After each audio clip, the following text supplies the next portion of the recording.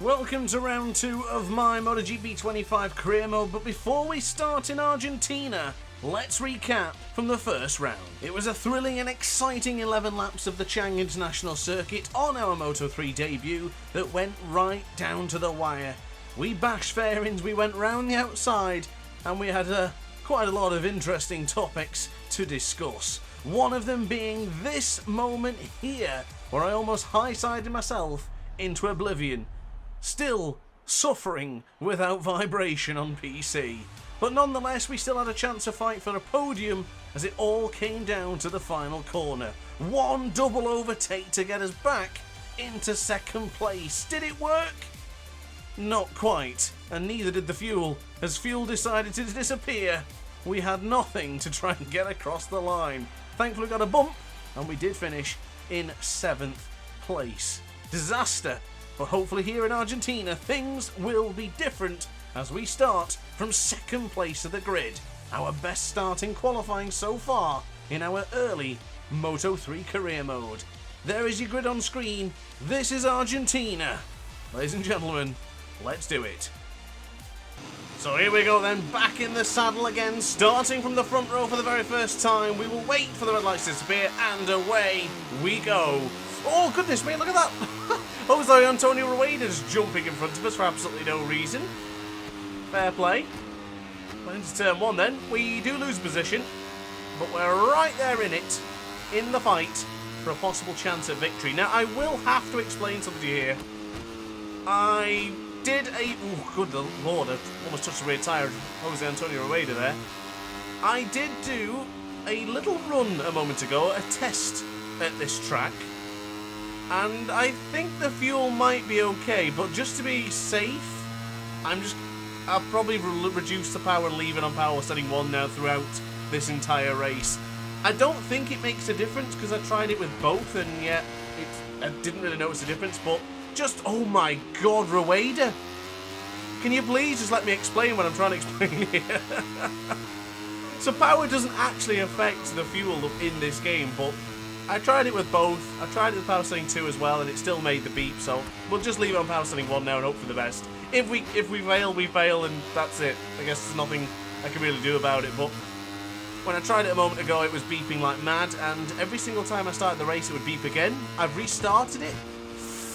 Oh, Piqueras! Good lord. Goodness me, the AI is aggressive in this game. I cannot even get close to finish what I'm trying to talk about here. I guess, tell you what, save it. Any questions, ask me in the comment section, because, oh, good lord, I need to pay attention here. Sorry, I was looking at my left-hand side of the screen. I was just checking to make sure I hit record. Oh, this has not gone well so far. This has not gone well at all. I can't see the record button because of my the way I've positioned my menu. I have a couple I don't know how to explain. I've got a couple of file explorers and things open right now whilst recording, and of course the Audacity as well, which I'm recording my audio. I just want to make sure it's all working. Otherwise, I'm going to have to start this whole thing again. And I've got an itch on my nose that is begging to be itched. But in this track, where the hell do you do it? Maybe here. Let me get on the straight, get past David Almanza, and let's go for the old nose itch. It's playing up with it. I don't know what. It's the top of my nose. Maybe I'm getting a spot coming through. Anyway, back to business. Let's focus on this, and I'll try and itch it when I can. I might have to go one-handed at some point. While no, I heard the buzz, the beeping again. It really doesn't make a difference, does it? I thought I'd try it anyway. I know I've spoken to a few of the guys that they have tried it sometimes, and maybe hold the clutch in a little bit, and you might get away with it. I don't know. We'll just have to hope for the best. Fingers crossed it gets fixed soon, and fingers crossed we can still have a good shot at fighting for a good position, because of course our podium was robbed away from us last time. We might not have finished on the podium, to be honest, but we would have been in the top 4. And then the power died, and yeah, the rest is history, as you know. Love that little animation there, just lifting the bike up, just to avoid Rueda from bumping my leg. Can we? Can we go through here? Takes quite a brave man to overtake there, and unfortunately that's not me. But I will have the line here. send it on the left-hand side with the slipstream. Fastest man on track, buzzing in the ear again. I got the nose, sorry. I got my nose. That was, oh, it's still a bit uncomfortable. I'm going to have to ride one-handed here. I think we're good. I don't know what is it irritating my nose today. I have rhinitis, which is a bit of a pain in the backside, to tell you the truth. I don't know if you ever tried one-handed riding in MotoGP, but it is doable. You just lean the control onto your right-hand side, tilt your arm a little bit, get your finger on the trigger, and then move the right-hand lug stick with left-hand lug stick with your right thumb. It's yeah, it's a bit innocuous, but it's done. I'm happy now. We can focus now on the business as we dive over the inside of David Almanza. We now have the lead for the first time. How long do we keep it? Relatively long. We've got it. We've comfortably got it now. So it's around lap 3 now, and that's where I usually like to include the replay camera. I do hope you enjoy that other perspective. If you do, let me know in the comment section down below. Of course, I'm still racing and commentating this as it is right now, so apologies if I mention something you don't see in the replay camera, but I'm hoping to try and get everything I can, and also get some more angles and views, because I just think it adds to the excitement. Well, yeah, I should think so for David Munoz. What was that? He basically cut the entire corner. I think that should have been more than just a track limit warning. He really took the mick. And look at him now! All that drive has resulted in him overtaking me. And what's he upset for me for? I see a somewhat disconsolate emoji there. Yeah, he's a little bit disappointed. I don't know what about. Well, I'm disappointed the way he took that corner. Into turn 1 again then. David Munoz from the Liquimoli Intact Husqvarna. Well, it probably isn't now, is it? It's what, just a KTM again? Oh, it's the yeah, it's the Dynavolt Intact team, isn't it? Of course, liveries will be updated. Now, I had heard, or read somewhere, I can't remember where I found it, but I know the liveries mentioned that they would be updated a week after launch. I do hope that is the case. I know my livery is not going to change too much, but I'm curious to see the rest of it, especially David Munoz, of course. We have a great drive there. Adaptive difficulty not working too bad at the moment. They don't seem too slow on the long straights, and they're certainly getting back that time elsewhere. Tell you what, that was a carbon copy of going into turn 1. David Munoz once again picking my right Dainese boot up off the floor. Send it in the left-hand side. Oh, a bit too close to the apex there. And slam onto the brakes. Can we go around the outside? No, I really wanted to turn in there, but I think that would have been a little bit sketchy. Here comes Rueda. He's my pick to win the World Championship in Moto3 in this real-life season. But in virtual form, you've always got to back yourself, haven't you? Adrian Fernandez, our World Championship leader, of course, won the Grand Prix in Thailand last time out. Well, I've got to say, with power setting 1, I don't feel particularly too slow. But my lap times are actually pretty much the same. I think I did a 46.3 or something. I probably mentioned it in the intro. Actually, I've forgotten now.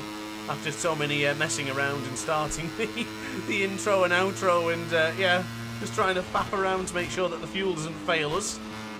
The buzzing is there, but it says we're on plus 0.4 laps, so we might be okay here. Cast your minds back to Chang in our first episode. It was bouncing in the red quite a lot.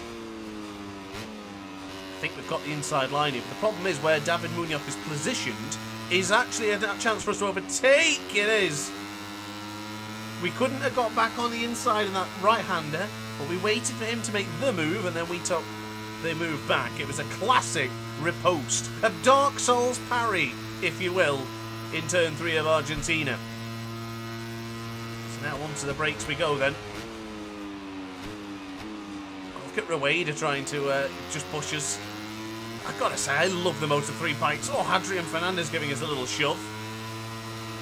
Every year when MotoGP new game comes out, I really lust and excite for these Moto3 bikes. It just makes it so much fun. There's always great battles, and I think this stage of learning the game, getting better at the game, learning the nuances, finding the secrets, is the best part about getting a new MotoGP game. And look at that move. I think David might have the inside line here. Yeah, typical David fashion. Fair play, Munoz. Fair play. Yeah, loving this so far. Really liking this action. Of course, once again, on a quick recap, I am using a DualSense controller, playing on PC, ultra-wide perspective. Do I dare say it? Alright, fine. On the OLED ultra-wide, I do not have any vibration, so just bear that in mind. If you see me high-siding or struggling to build on the power, it's not because I'm incompetent, it's just that I have no vibration, so it's very difficult to gauge where you can bring the power on and where you cannot. A little bit concerned that Adrian Fernandez now got to the front. He got to the front last time in Chang and just disappeared away with it, so I'm going to try and respond as quickly as I can here. In the slipstream, should I say? I was going to say the lipstream, that wouldn't work, but I mean, sort of in the slipstream. We briefly went into it, and now we're kicked out of it. Tell you what, I might need a drink. Voice is getting a little bit hoarse here. But if I were to get a drink, I don't think I'd be drinking a Leopard, because has anyone seen a Leopard energy drink out there? Natural drink to drink? Yep, me neither. I can see you pondering like Gigi de Ligne in the Factory Ducati garage. Stroking your goatee if you have them. Oh, there's that beeping again, Adrian. I actually sat up in my Doom chair then. I actually bounced up ever so slightly. Now we lean into left hand side. Wait, Jose Rueda. He's thinking about Doom. He's thinking about sending a lunge up at the inside. Oh Lord. Speaking of Doom, I will be covering the brand new Doom game, Doom the Dark Ages, on my gaming channel. So check it out, my gaming channel, if you have the time. Of course, that game comes out on the 15th of May, so hopefully I'll have a review round about then. But for now, it's all eyes on MotoGP. But if you are interested, check it out, because I am keen to start building the second YouTube channel. And of course, I also have Knee Down as well, which I'm part of, so you can check out that too. I am busy on YouTube, aren't I? Now I think about it. I didn't get any power then. Maybe it's because we're on power setting 1, but I really struggled to bring the power on then. Couldn't quite get out of that corner. Oh, I've got an ominous feeling about that corner there. If I they touch my rear tyre, it's over. But look at that for a move. Straight up in the inside of Adrian Fernandez. Back in the lead. 2.5 tenths of a second to your content creator today. So I decided to go for the recommended tyres in this game. I'm making an effort here not to constantly choose soft tyres like we did in MotoGP 24. Yes, it is the preferred and better tyre, but I'm going to go for the recommended tyres throughout the season. I think it's just going to add a little bit more excitement to the season and to the challenge of fighting for our Moto3 World Championship. Nonetheless, the soft rear tyre with no vibration is held on relatively well. I am aggressive on the throttle now because of that lack of vibration, so keep an eye on that rear tyre. It could be a little bit concerning towards the end of the video. No, Munoz! Whoa! Whoa! He hit me so hard I took damage! I've taken damage. The yellow in the bottom right corner of your screen indicates damage to the bike. What? I know in the past games, if you got to the orange colour, or worst case scenario, red, the bike just has no top end speed. I don't know how they calculate that in damage, but that's something we need to be careful of here. We have been punted quite a few times. I really can't keep going for that wide line in the, I think it's turn 10. Ooh, big moment there. Of course, if you caught my Chang International Circuit race in round 1 of the career mode, I had a huge moment in turn 3. Almost sent the bike flying. Tell you what, we are closing in quite quickly. No, that's my second track limit warning quite promptly. I don't remember when I got the other one. But that is some quick warnings coming in rapid fire there. Quick reminder, our competition is still to beat Scott Ogden, but he's down in... not in the points. So right now we will develop a 27-point lead over our British rival. And that is us ahead of David Munoz now. And considering I was mentioning the tyres a moment ago, we're on a good lap time. It's going to be lost a little bit here because no doubt when we go into that left-hander in a moment's time, Munoz will send it. Do I go for the inside? I tell you what, let's not go as wide this time. Let's go a little bit tighter. That's worked a treat. That has worked a treat. Could we be looking at a 25-point victory today? 25 points gained for our championship challenge. Oh, we are struggling on the speed now. I think that damage is that damage will be problematic. There goes Fernandez. He's having a cracking couple of races, isn't he? He's had a good season so far, actually, in real-life MotoGP, apart from a few hiccups. Some of them haven't been his fault, of course. I didn't want to let him through there. I caught him on the right-hand side of the old ultra-wide, but I just couldn't let him get through. Got to be brave in this one, and got to try and stick it out as long as we can to stay with Jose Antonio Rueda. We are able to close back in every time here, using all the front brake pressure in this game, of course. And we're now back in the lead. And we're in the green on the sector time as well, but look at the time we're losing on the straight. Actually, I got a little bit of a nudge there from Rueda. Perhaps we're not losing time. Maybe that yellow damage is not thing to be concerned about. Careful of the bump going into this corner. You hit that and it's good night Vienna. Lap 9 of 11. All eyes on the 658 Quadricorsa Honda. Will it be KTM though? We're doing our bit for Honda, because Adrian's done his. Here goes Rueda. Oh, can we stop hitting my bike, please? It's going to explode. I'll have to go with the wide line this time. Oh, I tell you what, it is intimidating when you hear the bike behind you just approaching rapidly. God knows what it's going to be like if you get to MotoGP and it's Marquez behind you, for example. Oh, or Alex Marquez going into turn 6 in Jerez. Look at Adrian! They get a right speed boost going through there. Oh, yeah, of course I got punted by David Munoz. There was contact in a Moto3 race. Oh, good lord, I almost crashed then. What happened? David Munoz is the safe bet. Here we go then. The penultimate lap starts now. Rueda is pulling out a small gap. But Munoz was right back on it. It's a good lap time for Rueda on that previous exchange as well. 46.4. I hope Adrian doesn't send it up on the right hand side. Thankfully he did not. Great exit speed there though. That would be the difference maker. Most important corner of the track is the track that sends you onto the long straight. If you get that wrong, the entire sector is ruined. I've been really late on the brakes here. Got to try and channel in the ease of MotoGP 25's braking. You can really slam on the brakes. It's actually the right thing to do now in this game. Might not agree with it, but you got to do what you got to do. Learn the nuance and run with it. Oh, here comes Adrian. I really hope he doesn't try it here. I think if me and Fernandez start exchanging a battle here, we will not catch up to the two Spaniards ahead of us. Goodness me, look at the amount of Spaniards. Look at David Munoz. Classic Munoz. Oh, there's been a crash behind us. It's David Almanza.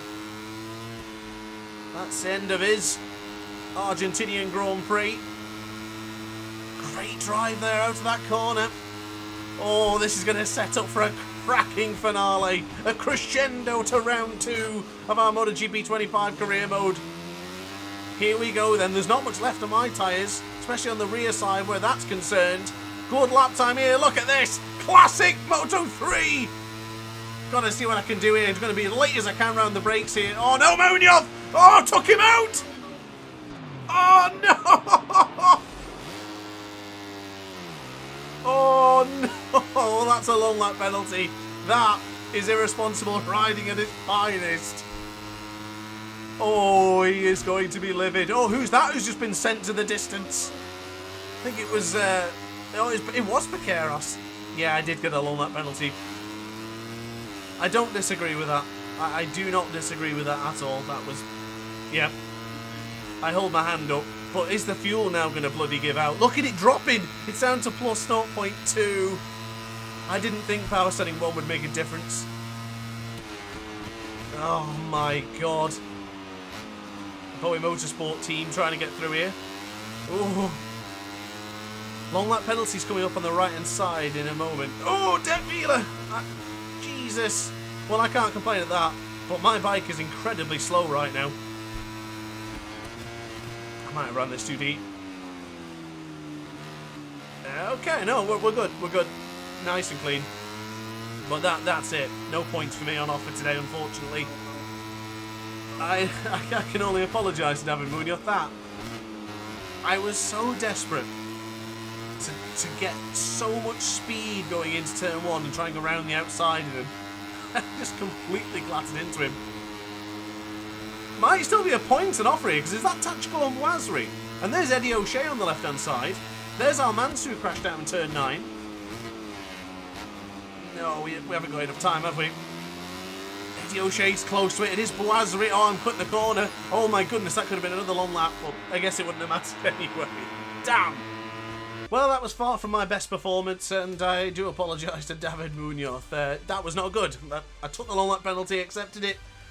I ballsed up. But, nonetheless, Adrian Fernandez took the victory. That means he's on 50 points now, if I'm not mistaken. Tell you what, let's have a look.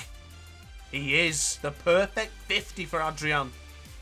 And we're 41 points behind after that hiccup. David Munoz not even mentioned on this screen. Good lord. There will be backlash from that. I can only apologise. But there you are then, guys. Thanks for watching the video. Check out the Teams Championship if you want to see that. And I guess I'll see you in the next video. Don't forget to like and subscribe. Ciao for now. Oh, hi. Didn't quite see you there. Good to see you're still here. If this video didn't quite set your appetite, then why not watch some more DrAce content by clicking the video shown on screen now. Furthermore, if you would like to follow me on social media, you can do so now with the links down in the description. Consider subscribing so you don't miss a single DrAce video.